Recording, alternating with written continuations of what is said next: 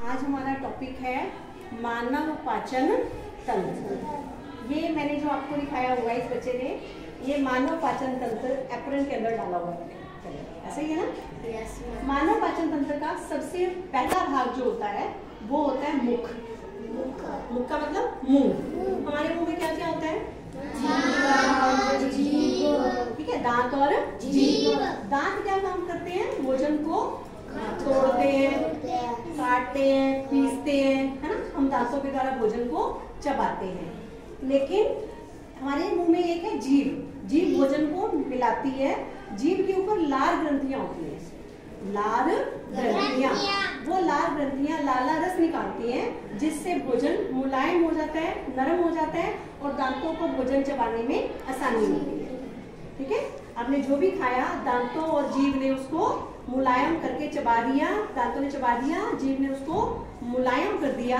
अब वो भोजन आ गया इस आहार नली में।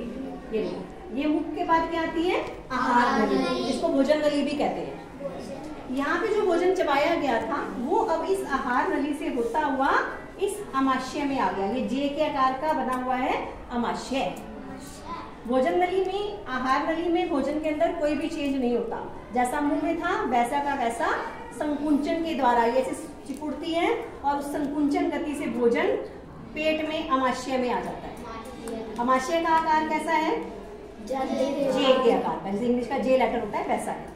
अब अमाशय में क्या होता है? अमाशय में एक तो होता है हाइड्रोक्लोरिक अम्ल। हाइड्रोक्लोरिक अम्ल जो उस भोजन को गलाने में मदद करता है।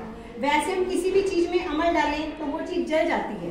तो पेट में क्या होता है? एक श्लेष्मल मतलब एक रस होता है किस्म का, जो इसकी पूरी दीवार के ऊपर ऐसे इसको मतलब लगा हुआ होता है, जिससे अम्ल उस दीवार के ऊपर, पेट की दीवार के ऊपर कोई भी रिएक्शन नहीं कर पाता।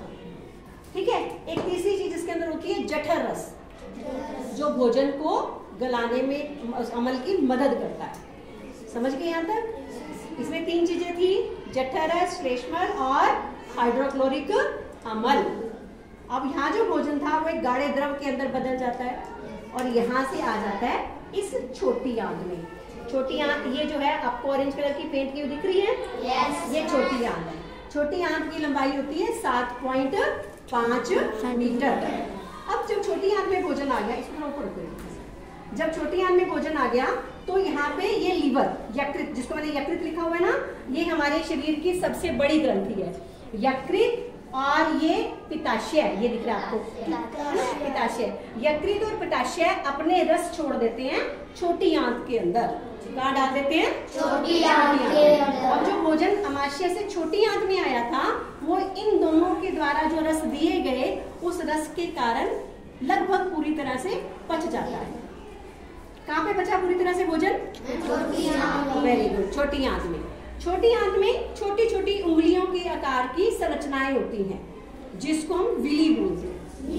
ठीक है, वो इसके क्षेत्रफल को बढ़ा देती हैं ताकि पचा हुआ भोजन सब जगह पे अवशोषित हो जाए। लेकिन मैंने बताया कि लगभग पूरी तरह से भोजन पच जाता है छोटी आंत में। फिर भी जो अनपचा भोजन है वो यहाँ आ जाता है बड़ी आंत में। बड़ी आंत की लंबाई होती है 1.5 मीटर। छोटी आंत की कितनी थी? 7.5। Very good, 7.5। और बड़ी आंत की 1.5 सेंटीमीटर। अब इसमें वो भोजन आ गया जो हमारे शरीर के द्वारा पचाया नहीं जा सका। फिर उसके अंदर जो पानी था एक्स्ट्रा और कुछ लवण होते हैं, वो ये बड़ी आंत अवशोषित कर लेती है। उसके बाद रह गया अनपचा भोजन। अनपचा भोजन यहाँ आ जाता है मलकोश के अंदर। ये है मलकोश और ये गुदा के द्वारा हमारे शरीर से बाहर निकल जाता है।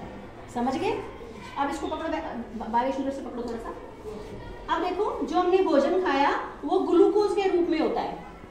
किसके रूप में होता है? ग्लूकोज। जब हम सांस लेते हैं ऑक्सीजन उसको मिलती है तो भोजन पचना या गलना शुरू हो जाता है। उसकी एक रासायनिक अभिक्रिया होती है, वो आप आगे पढ़ोगे, जिसके फलस्वरूप कार्बन डाइऑक्साइड बनती है जो हम सांस के द्वारा बाहर निकाल देते हैं।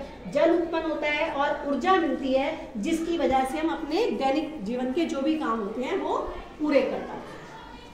आया समझ आपको? क्या पढ़ा था आपने? पाचन तंत्र।